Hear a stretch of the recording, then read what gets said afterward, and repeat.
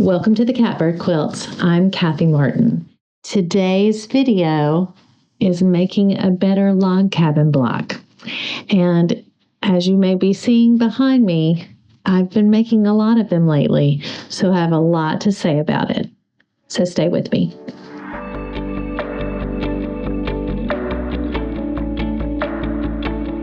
I've made about 20 log cabin blocks. Some of them are behind me in our Quilt With Me, which is a quilt along that we're doing over on Patreon. And you can see the patrons and my blocks behind me as they're forming on the design wall. I'm starting to get really excited about the complete collective quilt top that we're going to have.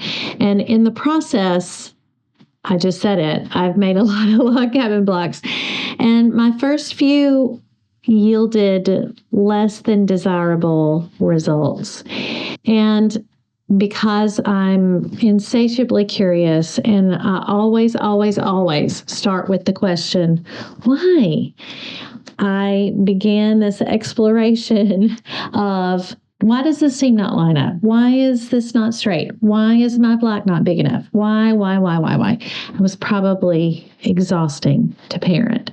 But in that exploration, I just started noticing it was very small adjustments and attention to really some very small details that made the difference between a perfectly fine block, just a good block. It's a good block, and maybe a better block. And so the goal here today is not to make the perfect block, because perfection isn't achievable and is overrated and is also terribly burdensome. Sometimes attention to those very small details and mindful sewing, as opposed to mindless sewing, can yield results that are excellent and are very rewarding and satisfying. Now, if you're a person that's not fun for you, like paying attention to all those little details isn't enjoyable, then this video is probably not for you. But if you're one of those people that nesting seams that come together just right, or your points on your flying geese never get cut off, or you don't ever want them to get cut off, or straight log cabin blocks are rewarding for you, then this is the video for you. So what I'm going to do is walk us through each of the steps of the block making and piecing process and show you where maybe I made some missteps, or figured out that, oh, I do this thing with my seam, or, oh, I do this thing when I press, or, oh, I rarely cut straight, and how each of those steps along the way, because of the nature of the log cabin block, it just accumulates. And when you pay attention to the details, they accumulate in a positive way. So let's get started with pressing first.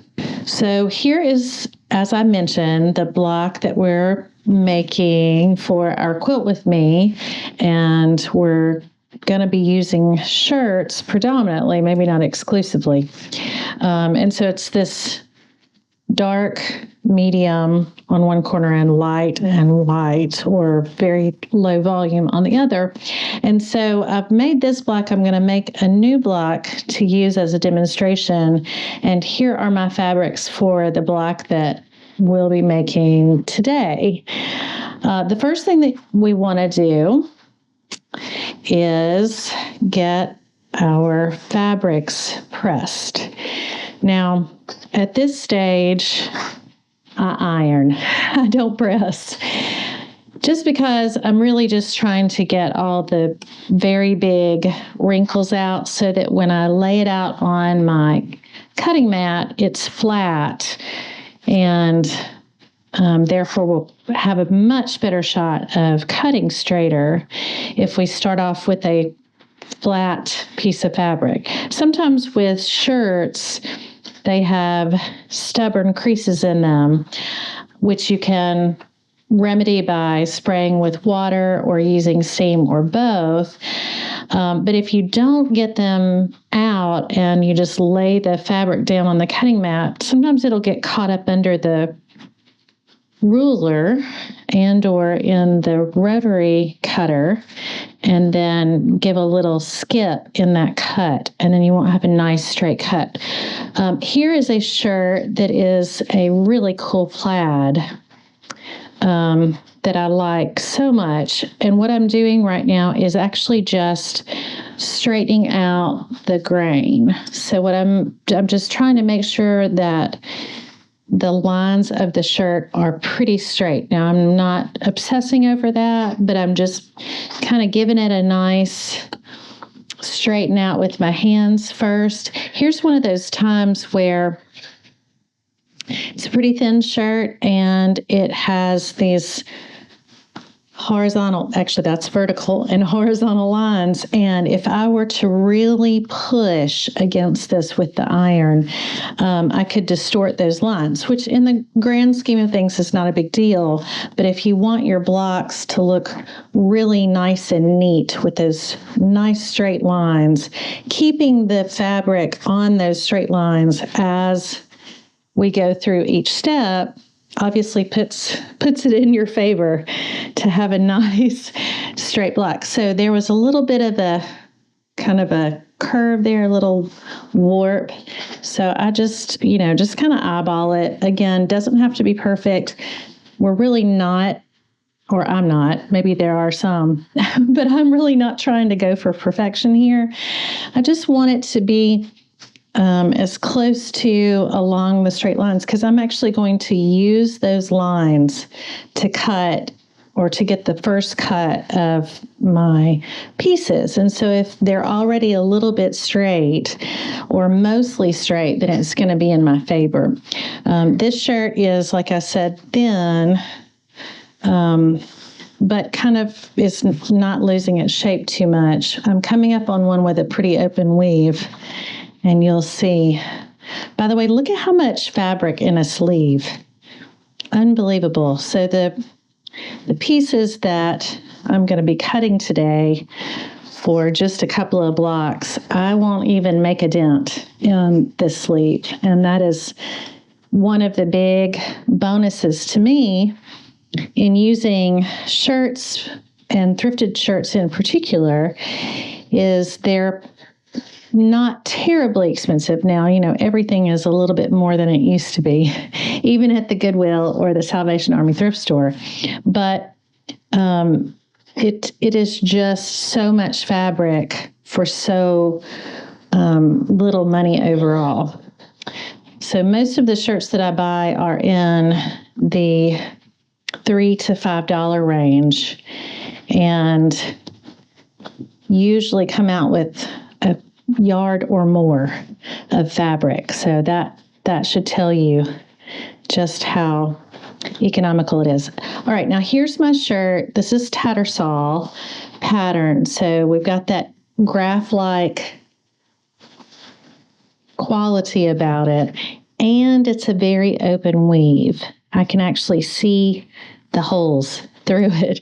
So what that tells me is if I push too hard with my iron in one particular direction, then it's going to pull that out of square. So it's going to make those places be maybe not so straight. You love how I'm just ironing these one on top of the other.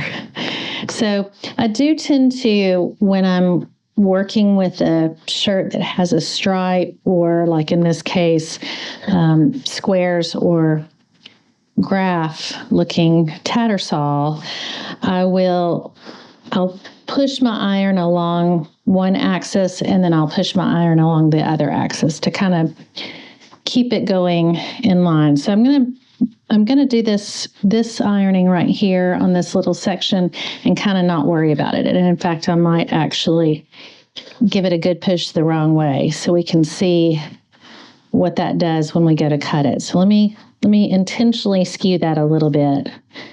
Not a lot, but just a little bit. And I'll see if I can get some pieces out of that section and show you how, just by spending just a little bit of time to straighten up these lines. And again, just because I'm using shirts, if you're using quilting cottons, there are plenty of quilting cottons that have tattersall and plaid and stripes that make lovely additions to quilts. And you can use the same resources for those as you would for shirts. So that's that. These are all nice and flat and ready to go. And now we're going to go over to my cutting mat and talk about cutting nice and straight.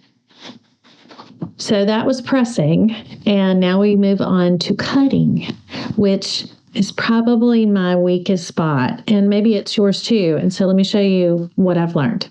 So now we have moved on to our cutting portion. I have my cutting guide taped to the wall in front of me so that it's right there where I can see it and I don't have to go back and forth. I'm right here looking up for my dimensions. I have a couple of different rulers here, which I use mostly interchangeably.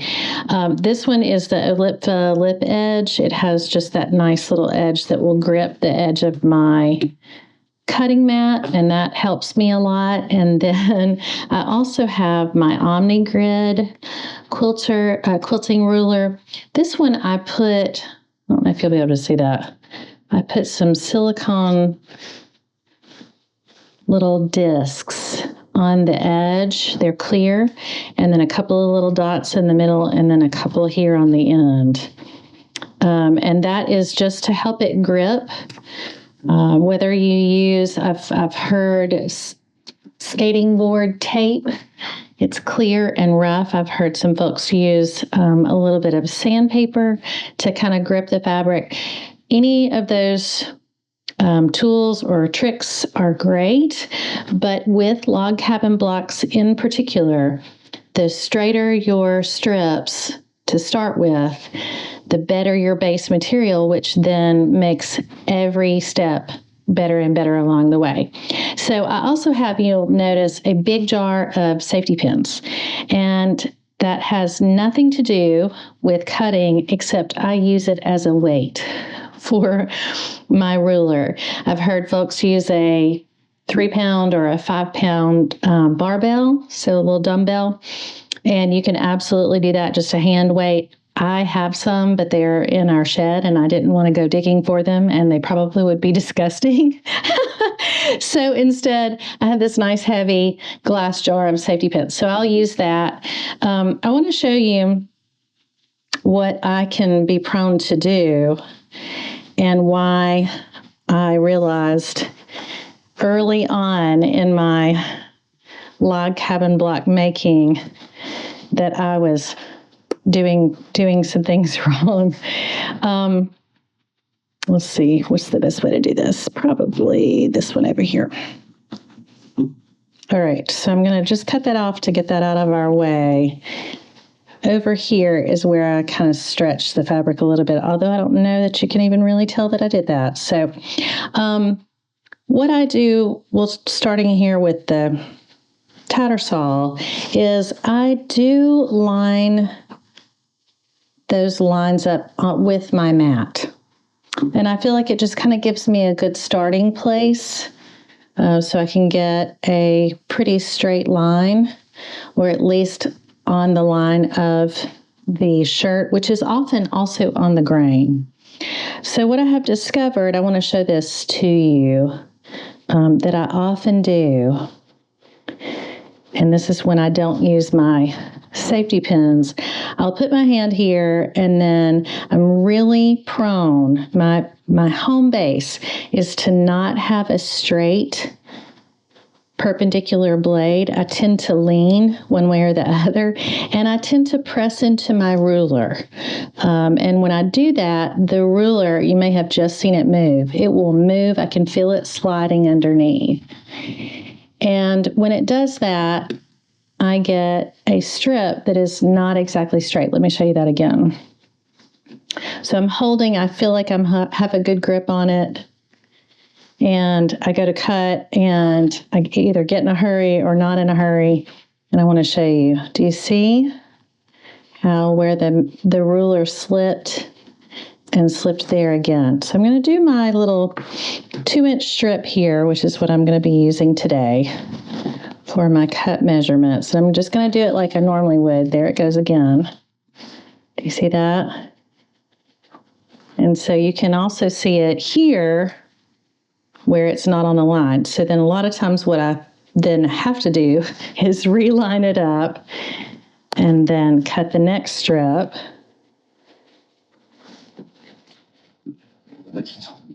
That time it didn't move so much, which is why I get lured into not using any sort of support, because it's like, oh, it's all right. And it is. It really is all right. But when I do use an assist, that one was actually a little better. So we'll see if that's probably enough for my first block. Let's do one more without the assist. So I'm holding, I feel like I have a pretty good grip, and I'll just push in that middle. And then a lot of times as I push in the middle, I realize it and I course correct. And what I'll get is just a strip that's ever so slightly bowed. So how I realize that is I'll go to line it up on one end and the other, and then somewhere along the way, it's not right on the line. And it's a very subtle thing, very, very small adjustment. And so instead of looking at it like, ugh, I just don't want to have to work that hard for it. Instead, I've started thinking of it like, oh my goodness, if I'll just put this weight on my ruler, then I don't have to think about it or worry. And if I can keep my blade nice and straight, then I have a much better result.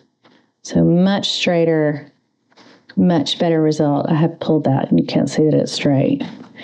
This particular fabric is actually a wonderful one to give this example, because you can see where I tugged that graph, those graph lines slightly out of shape. They're nice and straight over here.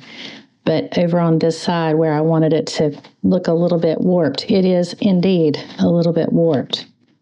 And so one more time. Now, again, you might use the silicone stickies, or you might have some sort of rough, like sandpaper or tape, or you might use a weight.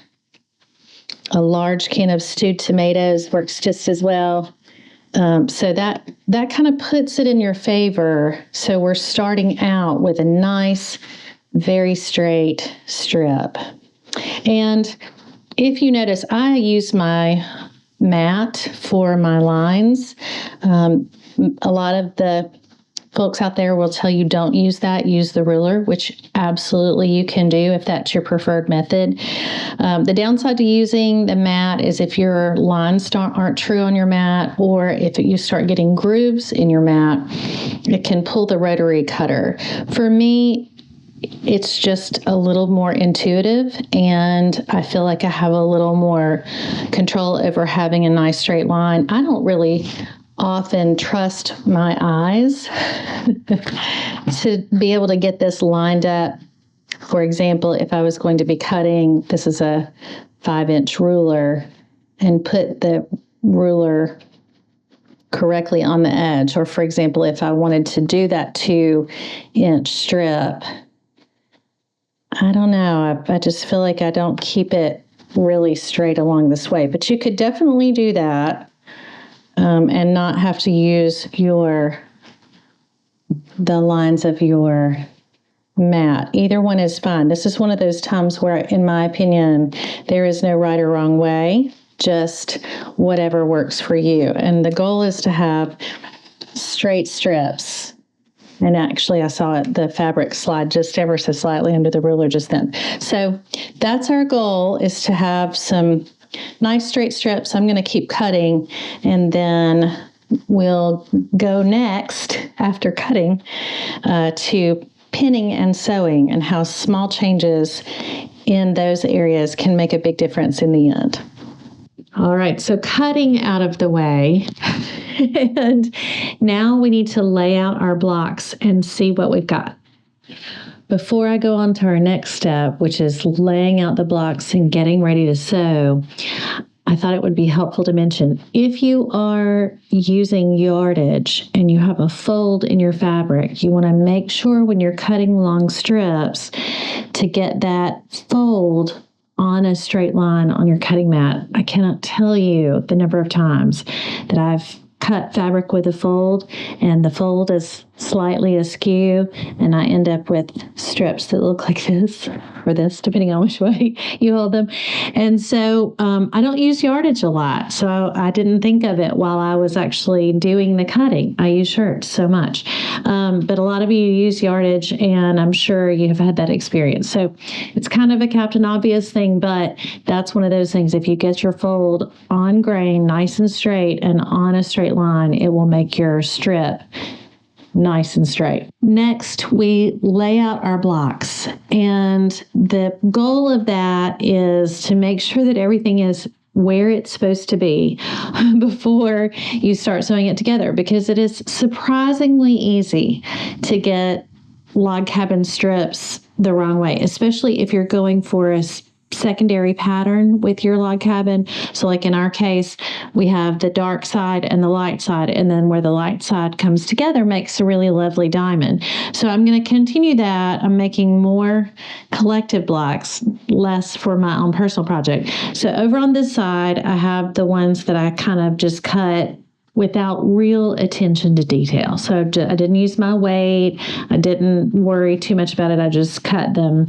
And if the ruler slipped a little bit, oh well, not so much that it would be probably more than a 16th of an inch. But nonetheless, this is the kind of slightly haphazard process. Over here is the attention to small details. I don't want to say this is the right one and this is the wrong one, because there really is no right or wrong. It really comes down to, do you want to spend maybe a little extra time or energy or attention to this detail or that detail or all of the details? So for me, I get a lot of satisfaction when things line up neatly and when they press evenly and when my block is square and when seams come together right. That is very rewarding for me.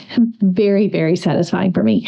And as a result, worth the extra little step or the time spent or a little bit more mindfulness. Some of you may be like, oh, that sounds like too much work. And that's okay. Like, you don't have to do that. But for me, the purpose of this is I wanted my blocks to come out to the right size and be nice and straight and square and give me that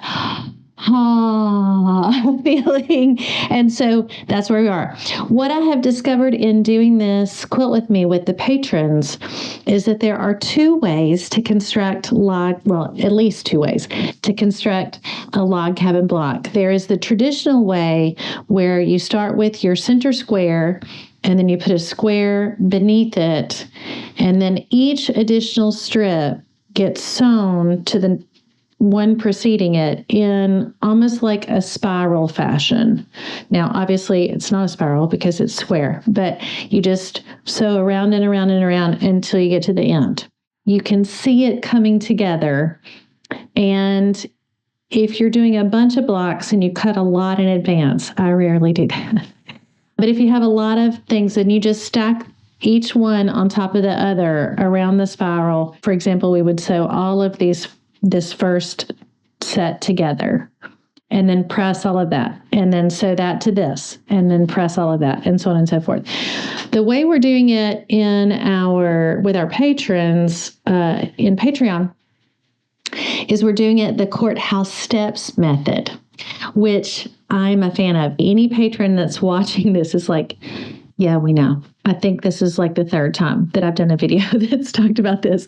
But it's great because instead of needing to sew one and then press it, and then sew one and press it, you can sew 2 rows to every one pressing station. So let me show you how that goes. This way, instead of doing your center square with the square beneath it, they are side by side. And this gets sewn this way, and those become attached. And then now we go in this order.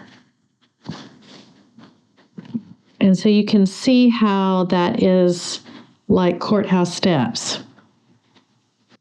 It looks like courthouse steps. That's the beauty of courthouse steps. So we'll sew our top to the middle. And then if I were to do this in chain piece fashion, I would do all the top. And then I'll do this bottom. And then next is left, right. And then next is top, bottom. And then next is left, right. And so what that means is you get to sew 2 full seams per block before you need to press to add the next strip. So what I have found, and this may not work for you, may not work for anyone else, I just love it, is I get my little 2 center pieces sewn together. So we're going to take that off out of the mix for a minute.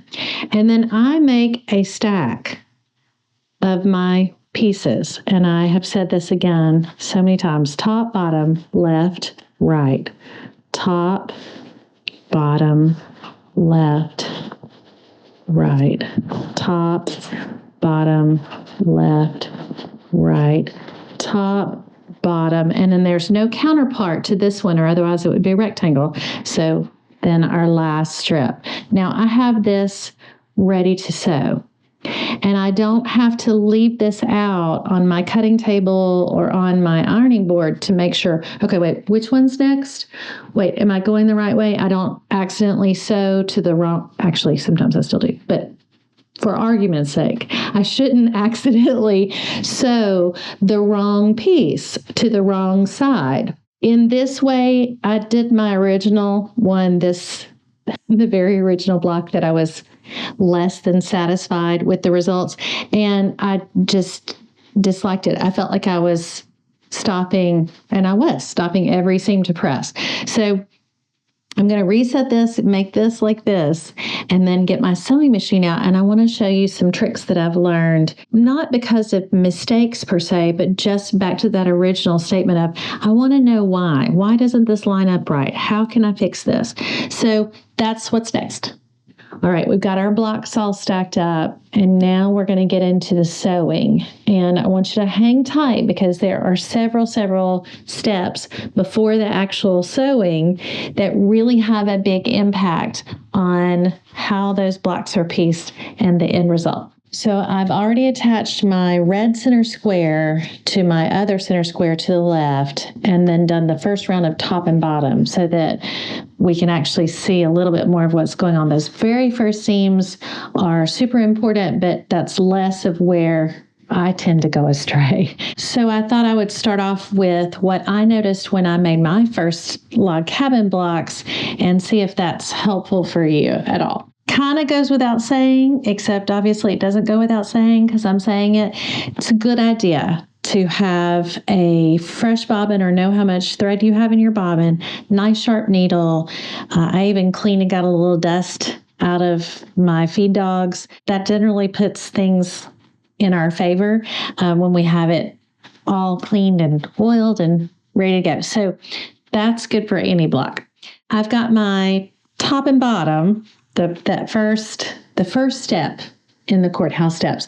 And now I'm going to go left, right. And so I want to show you, this is actually where it all started with me figuring out that maybe I don't keep a straight seam allowance. And maybe this is why my blocks didn't come out right. The first step is to put your pieces down on top of the next strip. So I don't know about you, but my instinct is to take my cut piece and put it on top of my sewn pieces, probably so I can see that nice straight line right there. But what I have found, gosh, just a multitude of things.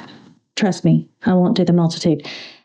If I turn my piece over and sew with the cut piece down and the seamed pieces on the top, then the feed dogs work a little bit better with the smooth continual fabric. They're still having to go over those seams, but they're less likely to catch on the feed dog. So I want to show you that and what I sometimes have when I'm doing it this way. Now, one of the things that I'm an advocate for is pinning. I'm not going to pin these pieces initially because they're so small. Once it gets really bigger than my hand, though, I've found that pinning keeps everything in place, and especially using shirt fabrics. Actually, that's probably true of every fabric, but it just holds the line. I'm going to do it kind of I hate to say the wrong way, because there's nothing wrong with doing this. My machine has a little lip right here. You can see I have put seam allowance tape over it. And sometimes that seam will catch right there on that lip and fold it back the wrong way. And so this is how I learned that it works better for me to put the cut piece down.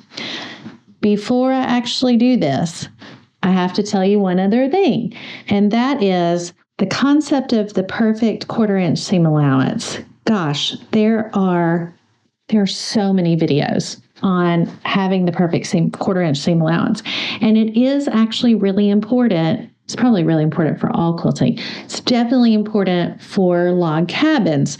And I sew with a scant seam allowance, probably because a lot of the quilt pattern designers that I like, that's what they advise, and you get the full block size that way, as opposed to slightly bigger 1/4 inch seam allowance. And that is why I have attached this seam allowance tape to my sewing machine and the table, you may notice. So it extends my seam allowance beyond the edge of my 1/4 inch presser foot. And it just so happens that my presser foot, the actual 1/4 inch seam allowance, is right there on the tip of that foot. I mean, it's literally like the tip of the skis, which is kind of hard to see. And if I go all the way out to the edge, it's actually more than a quarter inch seam allowance. And so I generally have good success with this seam allowance tape, which now that I'm looking at it looks crooked, but it's not. Where I run into difficulty is where the needle goes down into the fabric first. So right there where it enters the fabric. So I lift my presser foot up, I put my fabric down the wrong way. Remember, we're doing the oops way first. And because the seam allowance tape nor the foot extends underneath, that's where the feed dogs are, I just kind of guess, like, oh, that's good. And what I have discovered is that I tend to go a little bit wide when I start. And then I straighten it out because I've got my seam allowance tape. And then sometimes when I get to the end of that row, I stop paying attention to the edge and I go kind of wide. I said that so Alabama. I went kind of wide right there. It makes just a slightly fatter seam allowance right there at the ends of both ends. And I want to show you what that does. So I'm going to do that really on every one of this block because that's what I did on that first block with the less than stellar results. And away we go.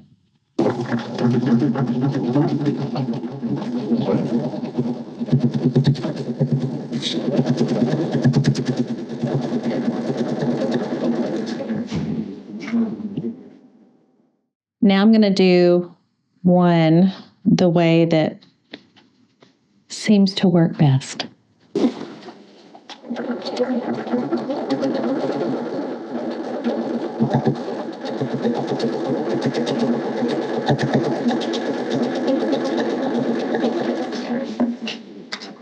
All right, I want to show you right here. I actually may have maintained that seam allowance properly. Here at the end, I did exactly what I said, which is I just kind of wasn't paying attention. Let me show you what happened underneath by putting that seam side down instead of my cut piece side down. Now, I could feel that, and I let it happen. But sometimes when I'm really chain piecing, I think I'm trucking along good, and if this hadn't been thick, I wouldn't have felt it. And so this is the reason for doing cut piece side down as opposed to seam side down. Now, your machine may not have this little lip. But sometimes that seam can just get caught up in the feed dogs, and it does exactly that. And so now, gosh, I guess I'll press that open when I go to my pressing. So I've done this side. Now I can do the other side. So we've done top, bottom, left, right. And I'm going to do that again because I'm demonstrating. I'm going to line this up to the best of my ability. And I want to show you this while I'm here. Such a great time, such great timing. Do you see how that red square is poking out a little bit? The reason for that is because I sew a scant seam allowance. My sewn pieces are just slightly bigger than my cut pieces. And sometimes I put the pedal to the metal and the feed dogs pull it just slightly askew. So that's not completely straight. Do you see that? Right there. It's not really straight. So it's poking up just a little bit. Now, if I were to line this fabric up, and it's got some give, so if I were to line that up exactly along the edge of what's there, what has just happened? And thankfully this is plaid, so you can see it. This is not straight anymore. Do you see how it's kind of bowed out to make that fit right there? So I've pushed my cut piece to match up with the red piece that's actually out of whack. What would be better, since we're talking about better blocks, is make sure this piece, this cut piece, is nice and straight. And then when I go to sew this, I'm just going to ignore that little red pokey up part right there. I'm just going to ignore that. I'm going to follow the line, the trustworthy line, the cut fabric line. Now, if I didn't cut my pieces straight, so if I did the thing that I sometimes do and aggressively lean into my ruler and my piece isn't straight, now I have the double whammy. I have this piece that's sticking out that I've moved my fabric to, and I have slightly less than straight fabric. But if your fabric is straight, you trust the cut piece over the sewn piece. All right, so I'm going to sew that down. And actually, let's just maybe do that as an example. And if I'm going to follow that line along,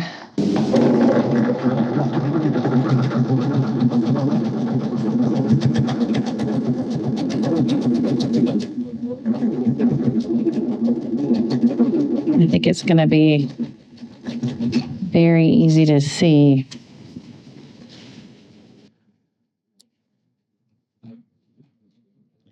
So you can tell, thankfully, this is pretty straight. See how that's got a nice curve? Nice, subtle but gentle curve right there, right there. When I go to press that, and we'll show you that in the pressing part, that's not going to be a nice straight line. And so anytime you have an opportunity to straighten out what maybe happened in the seam, let's see if it happened in the good one. They're both good, by the way. And a little bit of bowing in not the plain, the B-O-W-I-N-G. There are worse things. So here's the other one. Now I'm going to put by the way, I'm not really trying to match up my plaids. We have a whole video. Actually, we probably have multiple videos about getting your plaids to be perfect. And here's the thing, they're never perfect, and it doesn't matter. So I do the thing where I line it up. I'm going to turn it over. And I don't know if you saw, this one's poking out a little bit too. See that? But I'm just going to ignore it this time. Turn it over, and I'm going to trust my cut piece with this one. So I'm going to line up the edges. I'm going to try to get that right on the money. Well, actually, that's perfect timing, because I was going to mention that it's never a bad thing to use either a leader and ender, which has been something that I have discovered this year as my new favorite thing, or you can use a thread buddy, which is just an extra little scrap of fabric that you run through first. So in this case, this is my leader. I have a leaders and enders project where I'm using scraps of linen and I'm going to make a checkerboard quilt. So the idea here is that the extra thread that you need to keep it from doing what it just did will sometimes like bunch up right at the edge of a piece, and you have that on a piece that's not your nice one that you're working on. All right, so I have my cut side down, my cut piece down, have my seam side up. I'm going to try again to just nail it with the seam allowance.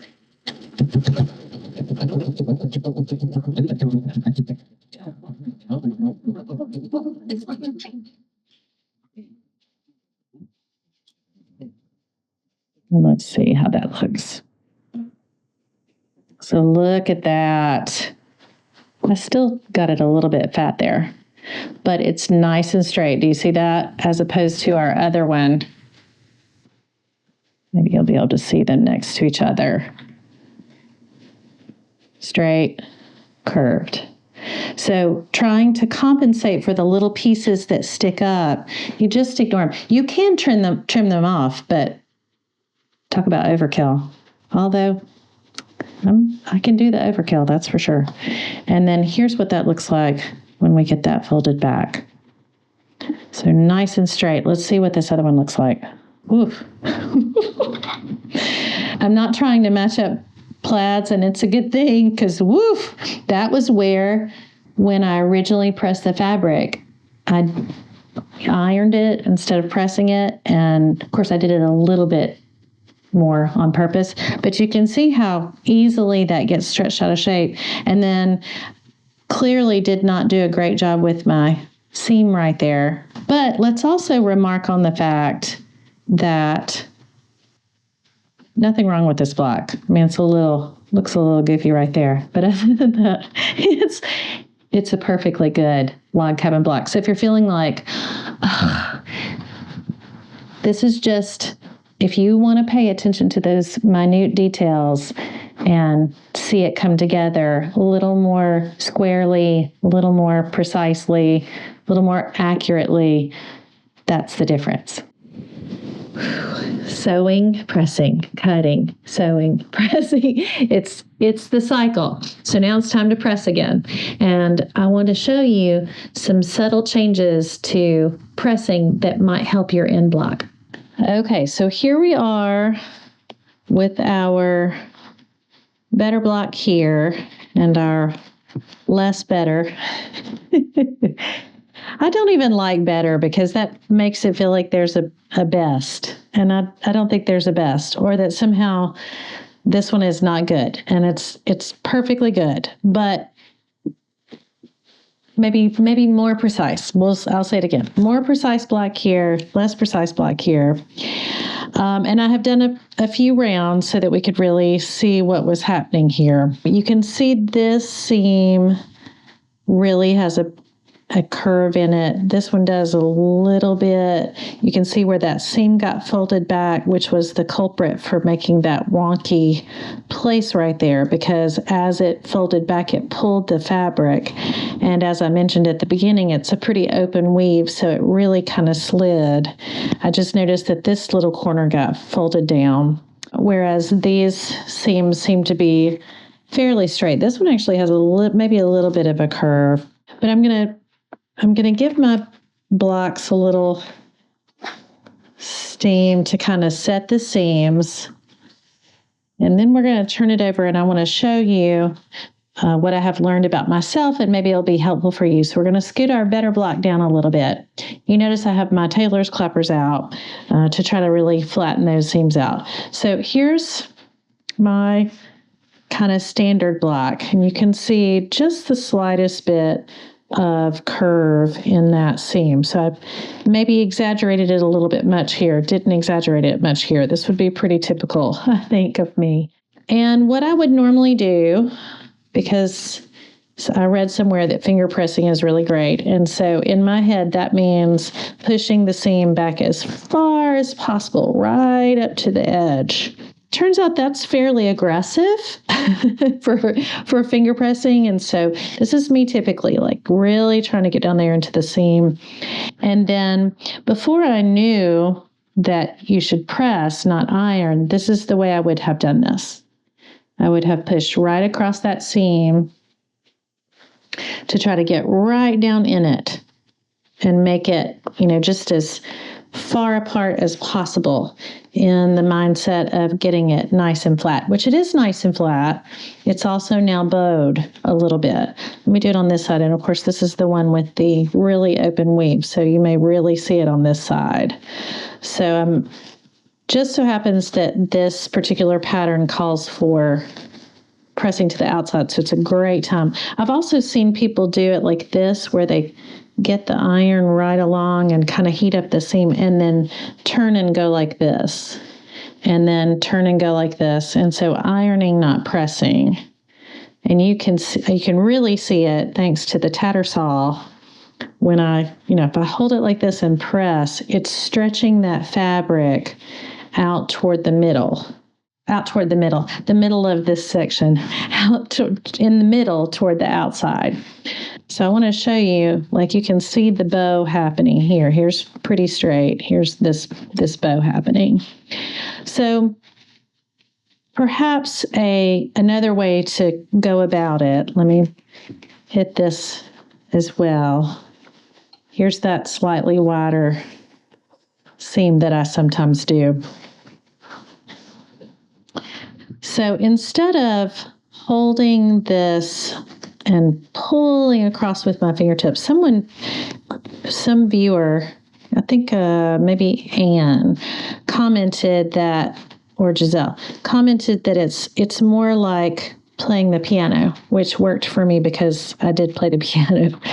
But what I have found with log cabin blocks in particular, and especially because I'm prone to do this thing where I kind of go wide at the edges, what I have found is I do better with like a palm press. So much more gentle. Now, I will kind of pull at the edges just a little bit because I know that's where it's going to be wanting to come in. So I try to get that as flat as possible.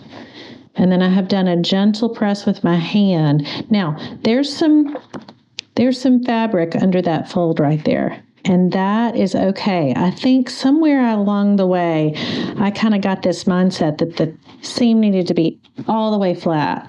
And it does need to be flat, but having a little bit of extra fold is not going to hurt it. And there are some quilters that say that extra little fold kind of protects the seam from splitting and tearing later. So I am moving this a little bit, but I'm not pushing against the fabric. If anything, I'm kind of going with the seam. You can literally go straight down on it, which is probably the best way. I'm going to turn this around and we're going to do that again. Let me get my clapper on it.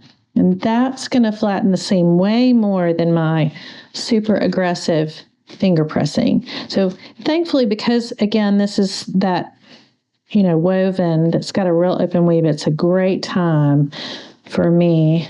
So I can feel that right there. I'm going to try to get that pretty flat. And this one too. And then I'm just using my palm. I could just as easily use my fingertips like this. Now, is it all the way to the edge of the seam? Probably not. Again, now I will kind of, because I'm watching this line and it does seem like this center part, or this end, like right here at this part, wants to go a little further in. So I've pulled my edges and I'm just going to let the center do what it wants to do. I'm going to let this middle part do what it wants to do. And I can tell by this lovely graph paper pattern that I kept it pretty straight. I didn't actually do that on purpose when I picked these fabrics, but it has kind of worked to our advantage. And so I will sometimes, if I'm really trying to get a lot done, I will employ my second. This was my very first clapper, and then I had a friend give me this one, which is far bigger, and I love it. All right, so let's look at this comparison here now.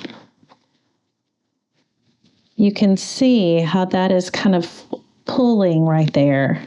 And also it has lost a little bit of the straightness. This one is a little more straight. Now, the Tattersall does not line up, and neither does the plaid, but that was not really my objective. My objective is more to have nice, consistent, straight lines, straight edges, so that as the block gets bigger, it has that straight lines and square about it. With a little luck, I won't need to trim it, and it will have that pristine look about it.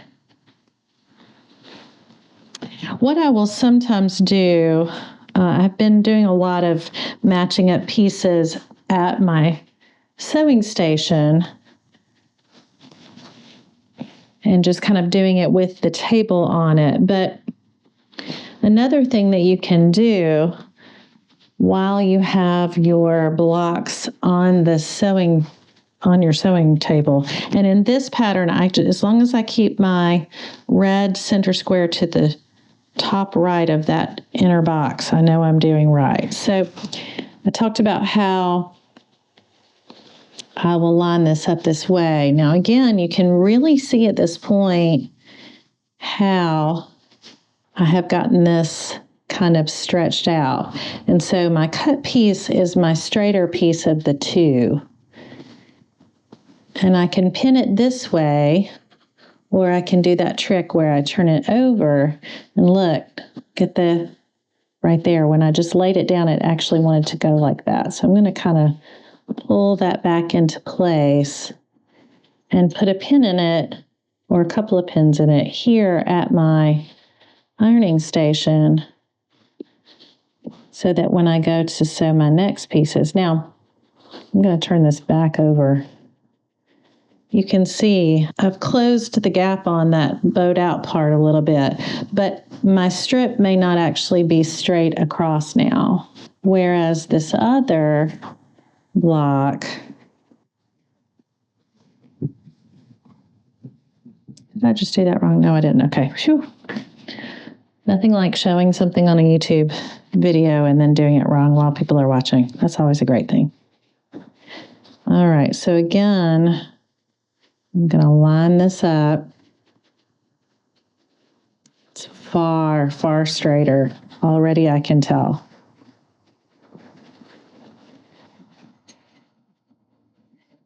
And I will say that, I did do some exaggerated motions in the beginning, but really as I sewed these extra strips on, I really just kind of did what if I'm not paying attention, what I will do. So I started to say lazy. That's not accurate. It's just a lack of attention. So when I have that, this would be mindless sewing for me. This is more mindful sewing. And I can pin both this piece and have that ready to sew. And I can also pin the opposing piece while I'm here. And that will have me ready to go when I go to sew again. I wonder if that would match up better this way. Don't think it matters. So I'm going to line that up. That one's a little bit bowed out, not as bad. But you can see here, it's not straight. And on that side, it's not as straight. We'll get a pin in that here. Even if you just pin at the two ends, a lot of times that will stabilize it for you. Sometimes I'll put a third in the middle, especially if my middle is wanting to crawl, or an especially thin fabric. So that's ready to sew. And now we're going to get this next one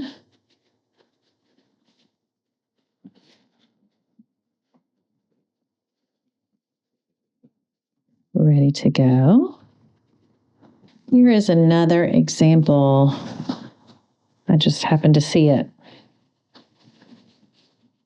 where there's a little bit of a lip there where this cut piece is a little bit bigger. So what I'm going to do, if that is straight and it lines up on this corner and this corner, then I'm just going to let that piece stick out a little bit. Now, why is that? Probably because at some point I did too scant of a scant 1/4 inch seam allowance. And I am going to turn this over, but I'm going to pin it this way first because I don't want to. Sometimes it's a little easier. If my cut piece is straight, which it is, then that's the one that I need to trust. I don't need to trust the sewn pieces. I need to trust the cut pieces. Now, if I don't cut them straight, who knows what to trust for my line as I'm sewing. So what I'll do here, this is where having that seam tape all the way down, even on my table, I'll follow the imaginary line underneath here and pick it back up. Now, I could trim this if I really wanted to. I could take it over to my cutting mat and trim that, just shave that little bitty bit off. But what I have found is when I try to trim before the block is done, I end up either over trimming or trimming not exactly straight, because like what's the exactly straight line in here? And then sometimes I can, particularly if I trim too much, then my block will be smaller than the end dimensions, which is not a huge deal if I'm kind of consistent across the board. But if I'm sewing my own blocks to my own blocks. But in the case of our collective Quilt With Me quilt top that we're making, my blocks really need to be pretty close to the prescribed size so that they match up with everyone else's. All right, so I'm going to sew this, and I think I have 2 more rounds, and then we'll see how they look in the end. So we've arrived at 2 completed blocks. One, to me, looks better than the other. To you, it may only look marginally better, and that's okay. And if you don't want to spend a lot of time for something that's going to look marginally better, that's great. But for me, that margin is where it all happens. So you've been watching this come together, and here's the completed block. Now, if I were making this block like for real and not for the video, I probably would have fixed that little place right there. And some of you are like, psh, it doesn't matter. And it doesn't. And I'm talking about right here. That's where that seam grabbed on my feed dogs. You may be able to tell just at first glance that it is not square, and you can really tell that. What I'm going to do is I'm going to line this up on the line. So this is on the line, this is right there on the line, this is over the line, and that is over the line. So the pattern that I used, which I used the Picnic in the Park quilt pattern for the inspiration for this. I didn't follow anything else, but it was the starting place for this block. Prescribed a 14-inch finished block. So here's my 5-inch line. Here's my 19-inch line. So this one is over 14 inches, and you can see that the large majority of where it overlaps is actually in these middles, where my seam was a little too tight on the ends. And then when I pushed the iron onto those pieces, it bowed out. You could easily have the other way around. Like maybe you start skinny and then get to your seam allowance. So it could easily have gone the other way. So instead of being bowed out, it could bow in as well. The upside is that this could be trimmed down to 14 inches to fit with the rest of the blocks behind me. The downside is it's not straight. It's not square and it's not straight. Is it a good block? Yes, it is. And am I upset with this block? No, I'm not. But I don't want to trim when I get done with block. I really just want to have my block in it be right and don't have to fuss with any more once it's together. I did not choose intentionally these fabrics, but boy, did they highlight. This Tattersall really showed all of the places that I either didn't cut it right or that I pressed it, or if it got caught in the sewing process. These thin fabrics, this plaid was pretty thin, and it did some of the same things. I believe after having worked with this block that this light blue might have some poly in it, because boy, it didn't really want to take the crease there. Here's the good block. Now let's look at our better block. All right, I'm going to put it right there on our 5-inch line, and look at that. That needs a little more press and it'll be perfect. Look, let me just, done, like really done. Gosh, okay, so I haven't trimmed it. I literally just finished with it, and it is almost dead on the money, 14 inches. I may have just like a hair shaving that needs to happen there that I won't do anything with. Our center square is square. Our plaids do not match up. That's okay. I didn't intend for them to. And our tattersall kept a nice straight line. So is this worth the work? I don't consider it work. I actually find joy in those little subtle changes. This might be work to you. And if that's the case, that's okay. But if you want to have the difference between these two, just a little bit of attention to each one of those little details, and there you have it. So I hope this has been helpful for you in considering maybe ways that you can improve your log cabin blocks. And if you've never made log cabin blocks before, your first one could be really amazing. I'm Kathy Martin. This is the Catbird Quilts. Thank you so much for watching.